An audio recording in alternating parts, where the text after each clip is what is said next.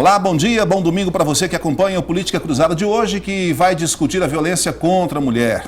De janeiro até agora, Uberlândia registrou pelo menos 12 mortes violentas contra as mulheres, ou de mulheres, e destas 7 crimes foram passionais. Elas foram mortas por maridos, ex-maridos, namorados, companheiros. Em abril, o marido matou a facadas a ex-mulher Maria Aparecida Dantas, no bairro Laranjeiras. Em maio, o marido também, outro homem, marido matou a mulher Keila Campos de Souza Duarte com 12 facadas no bairro São Jorge. E este caso, a pessoa que cometeu esse crime está presa. Em junho, o ex-marido matou Cláudia Aparecida da Silva, no bairro Oswaldo Rezende. Ele também está preso.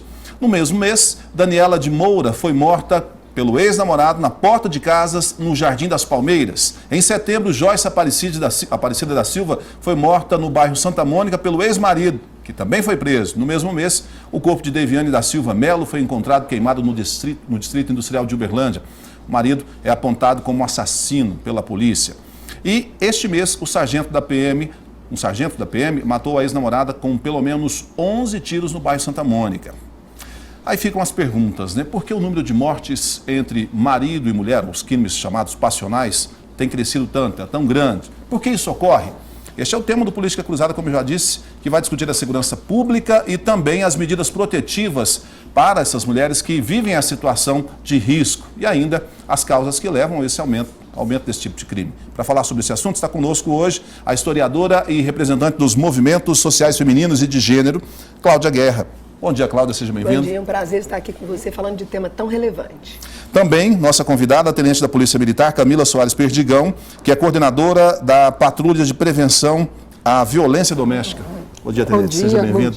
Bom dia, Cláudia. Bom dia, Camila. Bom, para a gente começar esse assunto, vamos diretamente ao cerne dessa questão pelo lado, se eu posso dizer, o lado social.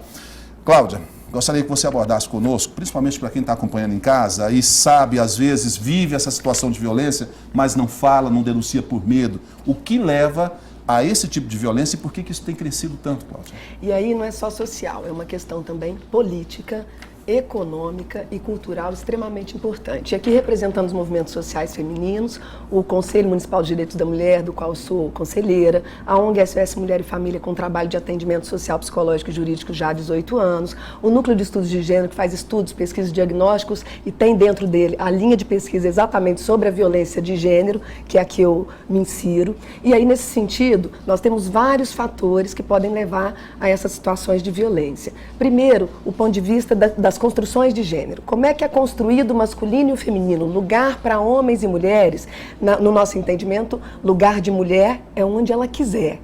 Mas do ponto de vista cultural, a gente ainda tem muito forte uma concepção de que o outro é propriedade, é extensão. E aí eu tenho como decorrência esses crimes passionais motivados por paixões, por ciúmes, principalmente os dados da ONG SOS Mulher e Família vão mostrar que ao fim de término de relacionamento, motivados muitas vezes por ciúme, uma coisa é zelo, preocupação, a outra é esse ciúme exacerbado, que busca reforçar a virilidade, masculinidade, através da agressão e da violência. Se não vai ser minha, não vai ser de ninguém. Então eu mato, porque daí vai para o porta-retrato e continua sendo minha propriedade. Então, por mais que a gente esteja hoje no século XXI, muito comum ainda, o Brasil não ganhou na Copa não, 7-1 com a Alemanha.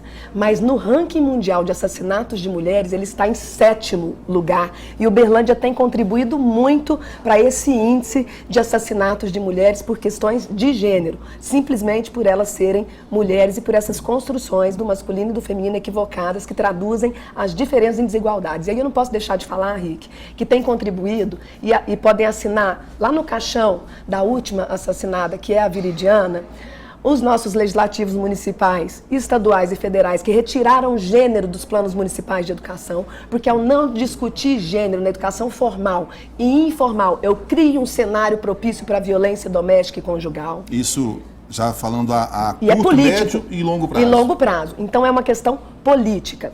Contribui também para esse aumento de assassinatos, e nós estamos vivendo um retrocesso muito significativo. Projetos de lei absurdos, aberração, que eu chamo de pessoas do GSN, Grupo do Sem Noção, onde a gente tem, por exemplo, projeto para restringir o acesso a métodos contraceptivos quando a mulher vivencia violência sexual, o estupro, por exemplo. A pílula do dia seguinte ela não pode tomar? Como assim? No Brasil, o aborto legal nessa situação de violência sexual, risco de vida para a mãe, em situação de má formação fetal. Então passam por cima da Constituição em torno de um marketing, de concepções religiosas retrógradas e nada contra a espiritualidade de ninguém, o problema é a institucionalização da fé e o que se faz com ela. E por último, esse daí, o Estatuto da Família, querendo menosprezar quaisquer outras configurações de família, que não é só papai, mamãe e filhinho, tem gente adotada, tem avós que criam seus netos, tem casal homossexual com filhos, nós temos múltiplas configurações de família, isso é retrocesso. Direito, a gente tem, e você está fazendo direito, a gente tem que fazer avançar, a gente não pode destruir aquilo que foi conquistado. E a gente tem visto esse tipo de projeto, que contribui com certeza para a violência doméstica. Mas que bom que o Enem traz o tema para milhões de estudantes nesse país afora. E eu cantei essa pedra junto com os meus alunos e trabalho essa temática em sala de aula em todas as disciplinas. A violência, a persistência da violência contra as mulheres. Polêmica que seja, foi um tema relevante, importante, uma vez que o Brasil está no ranking mundial de assassinato de mulheres. Você já percebeu que o assunto é bem amplo e ele toca em diversos pontos da vida da sociedade no dia a dia. Vai para o âmbito político, passa por uma questão muito tênue, né, entre um ponto e outro. E é por isso que a gente tem que trazer esse assunto à tona e discutir sempre. Tenente, vamos lá, a senhora está à frente desse trabalho, como é que tem sido a busca por esse tipo de proteção, por esse tipo de auxílio, em que a gente sabe que isso é retratado constantemente pelos programas de TV, pelas novelas, pelos filmes, mas na vida real acontece, e acontece às vezes com uma violência ainda maior. E nem sempre ela chega a quem deveria chegar, aos órgãos que fazem o controle, que tentam fazer a proteção. Como é que esses números chegam para vocês? Como é que esses casos chegam? Como é que nós podemos falar desses números? São grandes?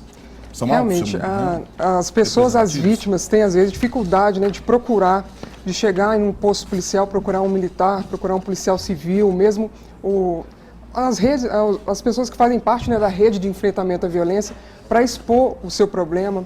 Tem dificuldade de admitir até para a sua própria família, dentro da sua própria casa mesmo, para o seu filho que tem essa dificuldade, que está passando por essa situação de violência. Então, muitas vezes acontece da vítima ter muita dificuldade de chegar para procurar esse atendimento. Mas a Polícia Militar já preocupa com essa questão da violência intrafamiliar há muitos anos. A gente trabalha a questão dos direitos humanos, em todos os cursos de formação da Polícia Militar tem a disciplina de direitos humanos, em todos os momentos de atualizações, de reciclagem dentro da instituição. A gente trabalha os princípios fundamentais, o direito à vida, né, fortalecer o direito do homem, da mulher, da criança, da família, o núcleo familiar como um todo. Né, porque a violência contra a mulher é uma violência contra a família, impacta na saúde física, mental da mulher, das crianças, né, de todo mundo que está no entorno. Infelizmente chega realmente bastante pedido, né, de ajuda nesse sentido, mas a Polícia Militar tem avançado, tem feito um excelente trabalho, não só a Polícia Militar, todos os parceiros da rede, né, o SOS Mulher mesmo com essa história, né, de muitos anos já nessa luta, e a Polícia Militar recebe muitos pedidos de ajuda e precisa ainda, com certeza, procurar desenvolver ainda mais a forma de chegar, de se colocar à disposição dessa população. Nesse trabalho que a gente tem feito, nós observamos, né, de 2014, comparando com 2015, apesar de todas essas ocorrências chocantes que nós tivemos, né, infelizmente aqui na nossa cidade e região, a 9ª região, que é onde faz, aqui, né, a região de Uberlândia, teve uma diminuição de 9%. Aqui, Uberlândia, né, está em segundo lugar no ranking das 18 regiões da Polícia Militar, né, na forma como nós dividimos o estado para fazer o policiamento. Uberlândia está em segundo lugar em questão de redução. Sim. Só a 16ª região, que é a sede em Unai, que está com um número um pouquinho melhor, que é 13%. Então a gente está conseguindo fazer um excelente trabalho. Em relação ao registro, por exemplo, de ocorrências de homicídio tentado contra a mulher, a gente conseguiu, isso é número que a gente consulta em Belo Horizonte, o Centro Integrado de Defesa Social. Tem uma parte lá em Belo Horizonte que cuida dessa estatística. Não são números manipulados por nós, né? Então, é um número extremamente fidedigno. A gente conseguiu uma diminuição de 40% no registro de homicídio tentado. De tentativa. De tentativa. Aquela em que o marido tenta matar a mulher, mas... Justamente. Agora, tem um aspecto que eu acho importante a gente complementar aqui, que viver a violência com pessoa próxima, conhecida, onde você investiu sonhos, projetos, filhos, sexualidade, sentimentos de natureza positiva, inclusive, além dos sentimentos negativos, é diferente de viver violência com uma pessoa estranha. Então, existem muitos fatores inibidores da busca de ajuda. Portanto, o diagnóstico que existe na Polícia Militar, na ONG SOS Mulher e Família, na Delegacia de Mulheres, na Casa Abrigo Travessia, é subestimado, completamente subestimado. Somente 1/3 do que acontece, é a média, chega. Né? Do que chega, muito pouco vira processo, vai para o fórum e dá em alguma coisa. Então, a gente tem uma impunidade que prevalece nesse processo e a maior parte sequer busca ajuda. E quando busca, a gente ainda tem problemas muito significativos com relação à rede de enfrentamento à violência. A revitimização, ela chega, conta a história num lugar, tem que contar no outro, mais no outro, mais no outro, por isso que o SOS nasceu. Atendimento social, psicológico, jurídico num lugar só, abordagem domiciliar, a perspectiva da formação continuada para você não cometer a violência institucional, porque corre-se muito risco daqueles que querem combater a violência ao não terem essa perspectiva da formação e de serem cuidados, é o cuidado de quem cuida, de reproduzir essa violência, de banalizar essa violência. Então isso é fundamental. E aí é só 1/3 que busca. Dentro dos fatores inibidores, que a gente não pode esquecer. A gente tem, por exemplo, além de ser uma relação conjugal, tem filhos envolvidos. Muitas vezes essa mulher não quer esse homem fichado e preso, ela quer que acabe a violência. Era nesse ponto que eu queria tocar. Fatores inibidores. Deixa eu só fazer uma pergunta aqui para a senhora, tenente. A reincidência é grande? O número de homens, ou um mesmo homem que agride a mulher por diversas vezes e é conduzido diversas vezes, faz um registro de boletim de ocorrência, pelo menos até a chegada da Maria da Penha, da Lei Maria da Penha, que agora não tem mais como ela passar a mão e dizer, não, eu não quero mais denunciar ele, é meu marido, é pai dos meus filhos, deixa ele como está, ele vai mudar, ainda acontece isso lá. Eu sei que lá no SOS Mulher tem muito depoimento dessa natureza. Mas o que é dito para as autoridades no caso da polícia? Acontece, só que com certeza com o trabalho, até depois de muitos anos já, a gente tem acompanhado essa questão da reincidência. Nós temos os militares com formação justamente para atender, né, essas pessoas. A gente percebe que os números falam em diminuição de reincidência, a reincidência que acontece do total do que chega para nós é em torno de 10%. Só que, realmente, as pessoas precisam, até uma vítima tomar coragem para poder realmente fazer um primeiro registro. Muitas vezes ela já foi vítima.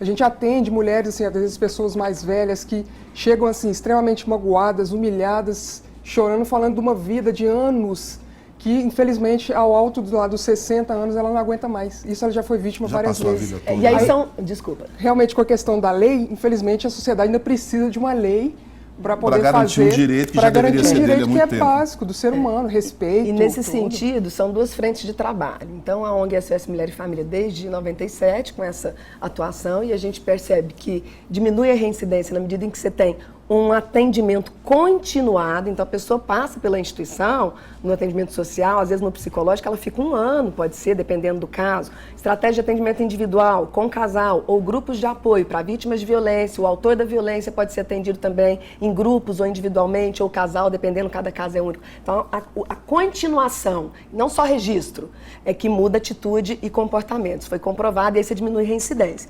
A outra linha de frente foi quando a gente montou em 2003 a PAM, Patrulha de Atendimento Multidisciplinar, que até esse ano era uma parceria da ONG SOS Mulher e Família, a Polícia Militar de Minas Gerais, a Prefeitura e a UFO. E aí esse programa foi sendo replicado em Belo Horizonte, em várias outras cidades. Uberlândia fez a opção da Polícia Militar fazer junto aos militares o programa e a gente vai revitalizar sem a Polícia Militar, fazendo essa abordagem domiciliar com os veículos que já existem, tentar outros com uma equipe interdisciplinar no formato que se fazia antes, mas não mais com a Polícia Militar. Outros parceiros e esses que já existiam. O que é muito bom porque a demanda é enorme, a gente tem demanda reprimida, então quanto mais serviços nós tivermos e oferecendo com qualidade esses serviços, melhor para a comunidade do Uberlândia e para todos nós. Né? O SOS está com fila de espera para os atendimentos, precisando de recursos humanos, viu, empresariado? Viu, políticas públicas, subvenção, recursos humanos e financeiros para atender a demanda reprimida. Só chamar, você continua daí, Cláudio. Nós temos 3 deputados federais, nós temos 6 deputados estaduais e nós temos o governo municipal, que hoje já subvencia, mas pode fazer uma subvenção um pouco melhor. Então, o recado está dado. Continue, Cláudio. Então, e nesse sentido, a gente estava falando dos fatores inibidores. Como eu disse, ela não quer ele preso, ela quer que acabe a violência. Existe um pré-julgamento social, no sentido de não entender a complexidade que envolve essa violência, porque a gente tem aí, o pessoal fala ciclo, eu não gosto de ciclo, porque ciclo é fechado, e a gente quer que abra e saia dele. E nesse sentido, a espiral da violência. Que às vezes tá tudo bem, bacana, né? O momento lá, tranquilo, vem a tensão, vem a agressão, aí vem a lua de mel, pede desculpa, nunca mais vai acontecer. E às vezes esse espiral, esse ciclo, pode levar 1 minuto, 1 ano, 10 anos, 15, 20, não é porque gosta de apanhar, é porque tem uma complexidade aí, por isso é preciso que os profissionais tenham essa compreensão para não prejulgar, não cometer a violência institucional e inibir ainda mais essa busca de ajuda que já é tão pequena. Então, se você chega e fala, mas o que você fez para provocar? Você está tornando a vítima. Que roupa que você estava usando? Por que você não buscou ajuda antes? Então, até a forma de perguntar, a escuta tem que ser ativa, sem preconceito, tem que ter metodologia para isso. Quando você fala por quê, você remete a justificativa, a culpa. Quando você pergunta como e o que aconteceu, é outra história. Então, até a forma de perguntar, como abordar o caso, fala de um atendimento qualificado que favorece a permanência do sujeito e que ele saia daquela situação de violência no ritmo do sujeito e não do profissional, porque a gente não tem que direcionar. O sujeito tem que ser sujeito da sua história, no seu tempo e conforme o que dá conta e está tudo certo. Então, nesse sentido que a gente faz o trabalho para diminuir a reincidência e minimizar essas situações de violência. Tá certo. Sim? Pensando nesse sentido, como a Cláudia falou, realmente o trabalho da Polícia Militar, da Patrulha de Prevenção à Violência Doméstica, né, considerando a Lei Maria da Penha, é justamente nesse sentido. A violência doméstica não é uma questão interna, não é uma questão de dentro de casa. Violência doméstica é crime. Então, realmente, o Estado tem que intervir, os órgãos têm que intervir. Incondicionado, inclusive, pela Lei Maria da Penha, a lesão corporal é incondicionada. Então, justamente, a Polícia Militar não pode deixar de estar junto. E o grande mote da Patrulha de Prevenção à Violência Doméstica é esse, trabalhar juntamente com os demais parceiros da rede para a gente conseguir vencer isso aí, mostrar a Polícia Militar quando vai à casa da vítima, já nesse segundo momento, depois do momento do atendimento da ocorrência, para fazer um acompanhamento, para evitar essa reincidência, é nesse sentido também de mostrar para o autor, falar, autor, o Estado sabe que está cometendo um crime. Isso não é uma questão que está acontecendo só aqui dentro da sua casa, não. Que ofende a sociedade. Isso aqui é contra a sociedade, o Estado já está consciente disso. Nós viemos aqui para conversar, porque tem essa parte, como a Cláudia falou, de conversar com a vítima e conversar com o autor, para ir trabalhando, ele para mudar essa mentalidade. E a cidadã, né, Camila, tem o direito de ter registrada a ocorrência, detalhada, porque isso depois tudo é prova para você dar os encaminhamentos, tem direito, exija, você tem o direito. E de ser atendida, se você chamou 9, 10 vezes, você tem o direito.